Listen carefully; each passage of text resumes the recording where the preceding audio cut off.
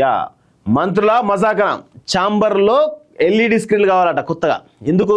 వీళ్ళు పీకి పొడిచినట్టు ఎల్ఈడి స్క్రీన్లు కావాలట. ఏం చేస్తావు? ఒక్క మంత్రి చక్కగా పనిచేస్తాడ? ఒక్కటండి ఒక్క మంత్రి ఏముండదు. 6వ అంతస్తు తరహాలో ఏర్పాటుకు ఒత్తిళ్లు.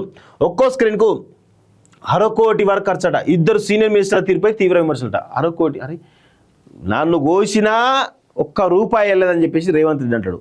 వీళ్ళకేమో ఒక్కొక్క స్క్రీన్కు 1/2 కోటి, 50 లక్షల రూపాయల ఉన్నటువంటి ఖరీదు కలిగినటువంటి స్క్రీన్లు కావాలట, ఎల్ఈడి స్క్రీన్లు. ఎవరు మంత్రులకు?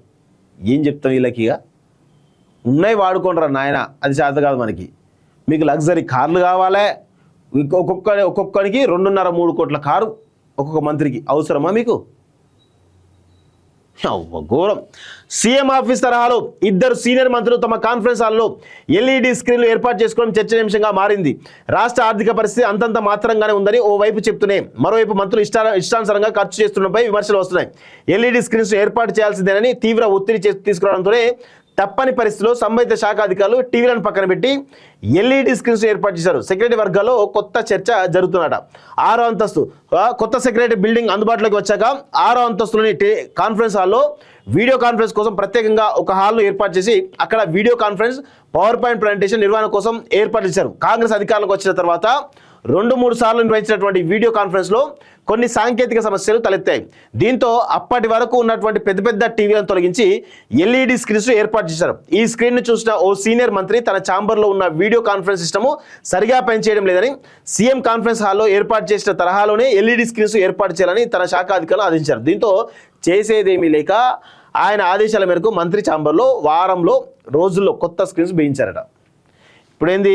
ఒకరు చూసి మరొకరట. ఈ మధ్య ఓ వీడియో కాన్ఫరెన్స్ అటెండ్ అయ్యేందుకు చూడండి ఎంత దారుణంగా వీళ్ళ అయ్యా జాగిరైనట్టు ఎల్ఈడి స్క్రీన్ కావాలట. చేసే పనే సక్క లేదు కానీ ఎల్ఈడి స్క్రీన్ కావాలట. సో అక్కడ వెళ్ళినటువంటి మరో సీనియర్ మంత్రి అక్కడ కనిపించినటువంటి ఎల్ఈడి స్క్రీన్స్ను ఆసక్తిగా గమనించారు.